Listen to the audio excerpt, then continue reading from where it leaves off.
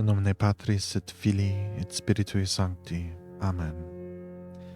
Ave Maria, gratia plena Dominus tecum, benedicta tu in mulieribus, et benedictus fructus ventris tui, Iesus. Sancta Maria, Mater Dei, ora pro nobis peccatoribus, nunc et in hora mortis nostrae. Amen. Hello, my dear unknown friends, and welcome back to my channel. Today I wanted to review a book that I have just recently finished. And before revealing, I felt that I would read from you a quote.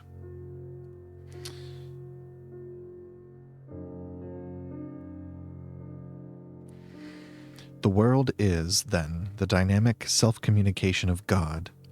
That part of the world which can rationally grasp this is intended to be, we can suppose, that to which this divine communication is directed. The world comes forth, and is at every given moment held in existence by the one from whom it comes, so that marveling at it and contemplating it, we might come to know something of him. I would like to extend to this to the author of this book a great thank you. He really helped me to get over some of my reservations that I've had with a particular theological figurehead in the Catholic Church, and that is Thomas Aquinas. And my reservations relate to the notion that Aquinas baptized Aristotelianism and so the claim goes, based his entire ontology on that, and attempted to explain away Platonism and replace it with Aristotelianism in the church. And as this book points out, this is actually a false notion to hold, that the truth of the matter is that this idea of Aquinas baptizing Aristotelianism is a discontinuity. It actually holds no ground. And what in fact is happening is instead Aquinas is synthesizing certain elements of Aristotle with Platonism, but holding on to a Platonic ontology that incorporates participation metaphysics. And basically he synthesizes and exegizes. I guess that would be the word. So Aquinas is actually synthesizing and exegizing Neoplatonism with elements of Aristotelianism, using Aristotelian, using an Aristotelian lexicon. And so let me just show you the book. It is this book here. The World is God's Icon, Creator and Creation in the Platonic Thought of Thomas Aquinas by Sebastian Morello. For those of you who may follow me on Facebook, I recently shared a few essays that Sebastian Morello had published with the European Conservative. These are just hard copies that I formatted myself and printed off for the pleasure of having them off of the internet. I don't know if the European Conservative is in a print form, but I felt that these essays were far too important to leave in the digital realm, because at least by some unexplainable hunch that I have, I worry that we might be losing the internet sometime soon. It might not be permanently. It might be for a few days. But I certainly have a sense of that. I'm not sure where it comes from. I'm not anxious about it. So I can imagine that this hunch may be coming from somewhere other than my clinical anxiety sort of spiral. That being said, on to the book. So, as I've mentioned, in this book, Sebastian is making the case that the 19th century Thomistic revival was under the wrong impression, and in fact may have even been cherry-picking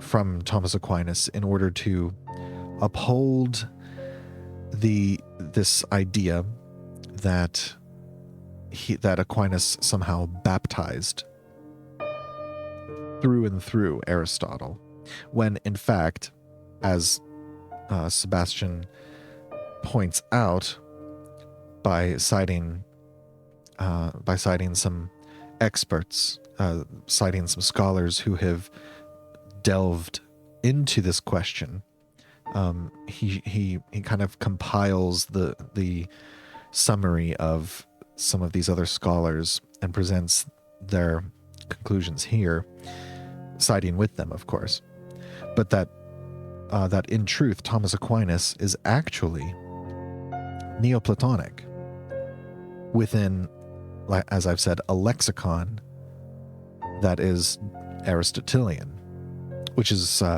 quite fascinating.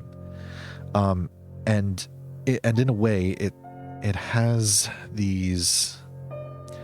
It seems to have this idea, which I believe is in fact the truth,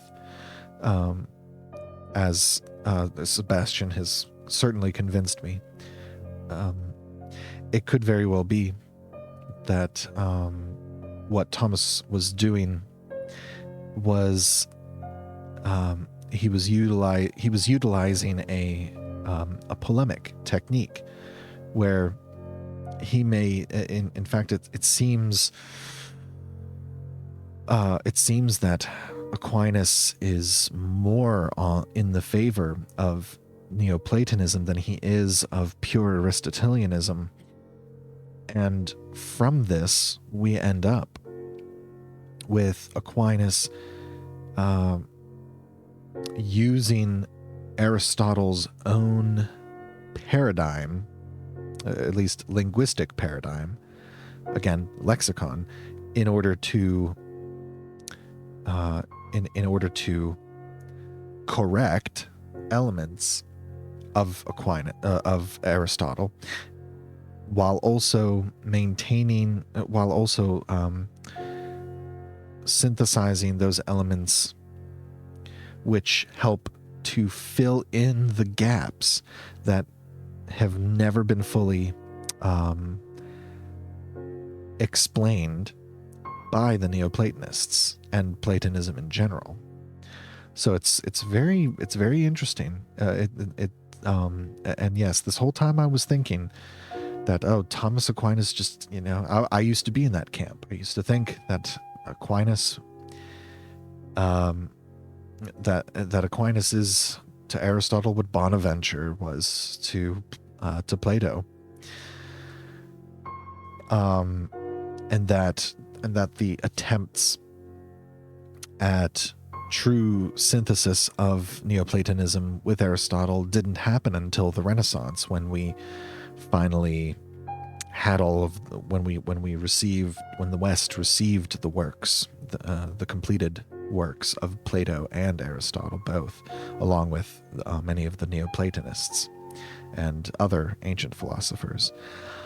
But as it turns out, and Sebastian touches on this in the fourth and final chapter, that even in the Renaissance, that in the Renaissance, Ficino, Pico della Mirandola, they and other giants of the theological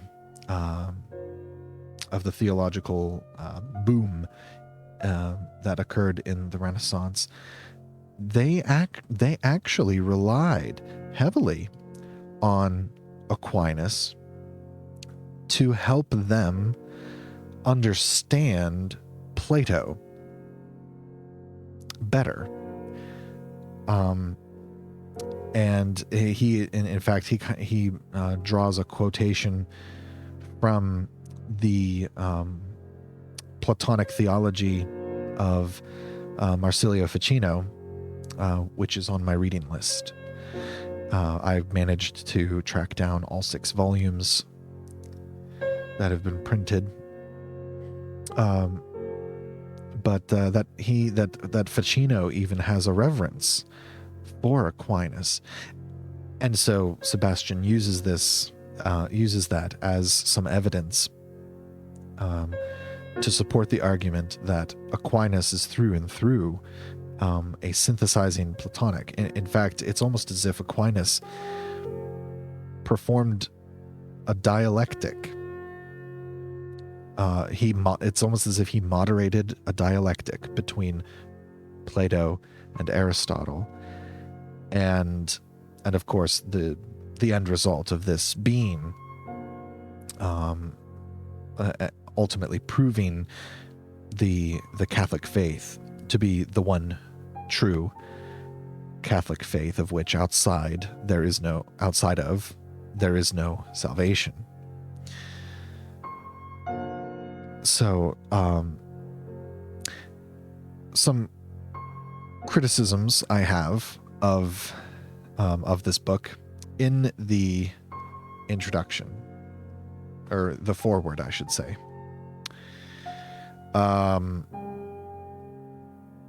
In the foreword, Dr. Ralph Stephan Weir, who is a lecturer in philosophy at the University of Lincoln, he writes very highly of Sebastian, of course, and makes a claim that Sebastian has been able to put into plain language these ideas, that Sebastian has made these concepts, ideas, and this argument, that he wrote it in an accessible fashion. Well, if by accessible we mean he wrote 4 chapters with not including the preface and the conclusion, I don't see how that in and of itself makes it accessible, because the language, the vocabulary, and the diction is still incredibly dense. It took me two attempts to read this, and the first time I made it through the 2nd chapter and had to put it away on for a future revisit. And so this time around, I decided it's time to batten down the hatches and to actually really make a concerted effort to read thoroughly this book. And I'm glad that I powered through. It was difficult, but I feel that I have grasped the underlying argument, even if I may not fully understand the intricacies that prove the point of Aquinas's Neoplatonism. mainly because for me, the Aristotelian lexicon is incredibly dense, verbose, highly technical, and we can say what we want about the Nicomachean Ethics, and how wonderful that work is, which it is, but Aristotle goes on and on and on and on. And while it's appreciative that he tries not to leave any stone unturned, I struggle with run-on sentences. As you probably can notice when I read from Meditations on the Tarot, Tom Berg writes in very run-on sentences occasionally, and so it's hard for me to pick up on sort of the rhythm of his narration. And I feel the same when I read Aristotle. And so, which is interesting because, Aristotle's concept of aesthetics is actually quite technical, and Sebastian touches on this too, and kind of extracts from the disparate writings of Aquinas. In the 4th chapter of this book, he goes into this idea, the idea Aquinas had of synthesizing Aristotelian aesthetics with Platonic aesthetics, and he starts it off by pointing to the birth of the Gothic style of architecture and how it was inspired through and through by the Platonism of Pseudo-Dionysius, and which actually predates Aquinas. And so the idea, the claim then being that Aquinas was sort of brought into that intellectual milieu that was highly Platonist, and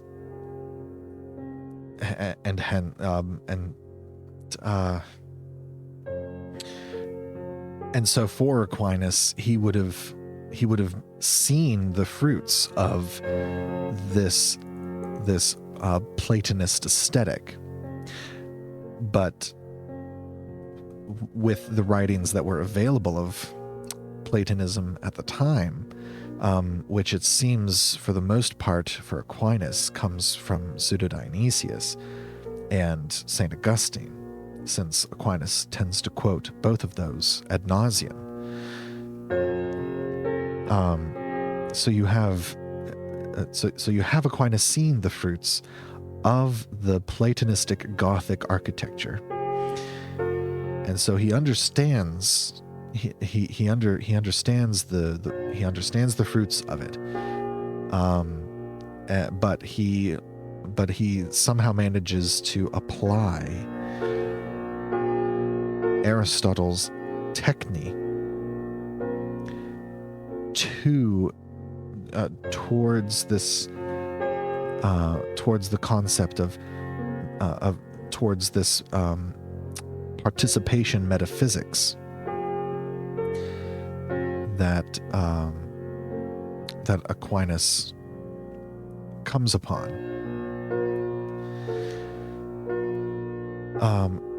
and that it's this marriage between the Platonistic aesthetics and the Aristotelian techne that produces what especially the Christian world recognizes as art, and specifically art that is beautiful.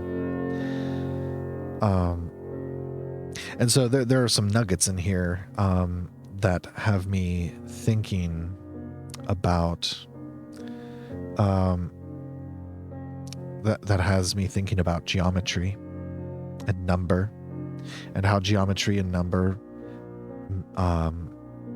may play a part in in the aesthetic of art, and how that has or bears relation to the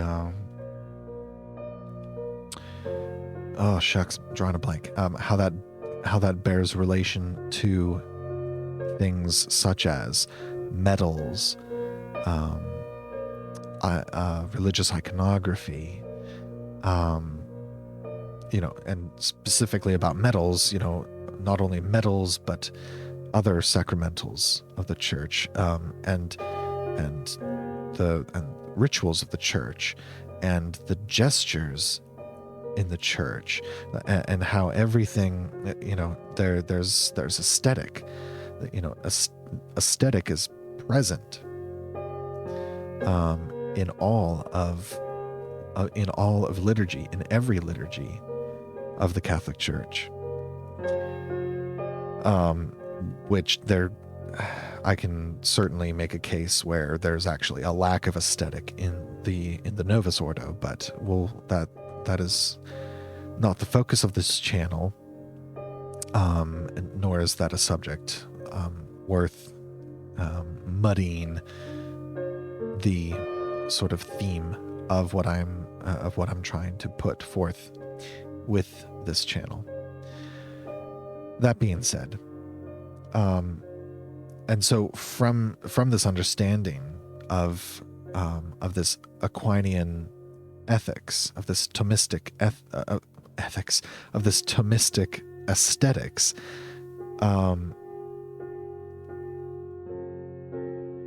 I will be interested to compare these concepts to some of the concepts that we find within, say, Cornelius Agrippa's 3 books of occult philosophy, which in and of themselves are merely a compendium. They're mainly a compendium of what he read and what he had access to in his library.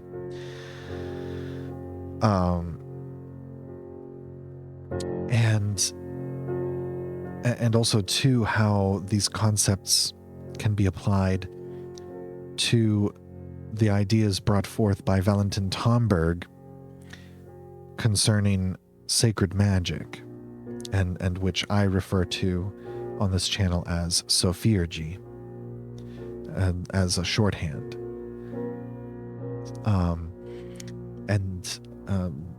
And so there's all these, there's this amorphous cloud sort of circling around me, and things are starting to coalesce. When I read books like this, or books like Meditations on the Tarot, or books such as Ludwig Ott's Fundamentals of Catholic Dogma, devotional materials, so on and so forth, I'm almost compelled to be cognizant of what I read in what sequence, and I don't have any written rubric that I'm necessarily following, other than the generic one laid out in Meditations on the Tarot by Tomberg, where you're going through and you're testing ideas and images and formulae and various different operations and forms of practice, and you're testing them against dogma, the magisterium, against tradition, against your conscience, and against and by the fruits that contemplating these things bring about. Basically, you discerning spirits. It's somewhat in the vein of the Ignatian discernment of spirits, which is going to be a subject of a future video coming up soon. And so I'm beginning to sense the sort of the direction of my reading, what I choose to read in the order that I read it, tends to come to me almost by intuition. And I can tell when I am not on the right track, so to speak. And for myself, the way that this tends to manifest, and it happened with this book. It happened with this. I tried to read this before I read The Language of Creation by Matthew Pajot. And interestingly, I wasn't, it was almost as if I wasn't ready. It was almost as if I wasn't ready for this book until I had read Matthew Pajot's. And in reading Matthew Pajot's, and prior to reading Matthew Pajot's, I had read some of the first few pages of Tom Berg's Lazarus Come Forth, where he talks about how the 7 miracles of the Gospel of John correspond in a reverse sequence to the 6 days of creation, which is fascinating. A fascinating concept. And then, as we have just read in the 3rd letter of Meditations of the Tarot on the Empress, Tom Berg makes specific mention of both the pattern of the miracles in the Gospels, in addition to the example of the 6 days of creation, are the fundamentals that underlie every sacred magical operation. And so what I have been drawn to read lately has been things that relate to creation, things that relate to the goodness of creation, insofar as it is directed towards our union with God and our ultimate salvation, and things pertaining to commentary on, meditation on, contemplation on the mystery underlying the Genesis narrative. And that it's in studying the Genesis narrative and the miracles of the gospel. And I'm beginning to suspect alchemy as well, the works of various alchemists, the ones not so caught up with the chase for gold, but specifically as it regards to medicine and to healing. I feel that all of those are gonna, it's all somehow gonna come together. And from what I can tell after having read this book, it seems to me that that there really is that there is a solid theological and philosophical basis for what Tom Berg is describing in the 3rd chapter. And in fact, this entire channel can basically be summed up as a exploration of, a contemplation of, and a analysis of the fruits of the implications embedded in the first 5 letters within Meditations on the Tarot. The third letter being the third letter being one of the more primary focuses. So with that, let me bring us back onto track to the book review. The publisher is Angelico Press, who there seems, and this is just an impression. This is merely an impression that I'm getting from looking at their offerings and having attempted to read one of their offerings last year.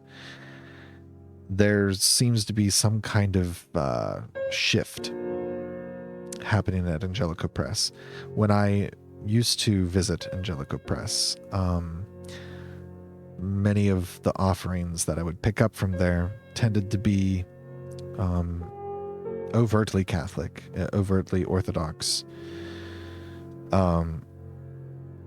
But I've noticed with the publication of some of the more recent Michael Martin books, I'm not so sure that Angelico Press is dedicated to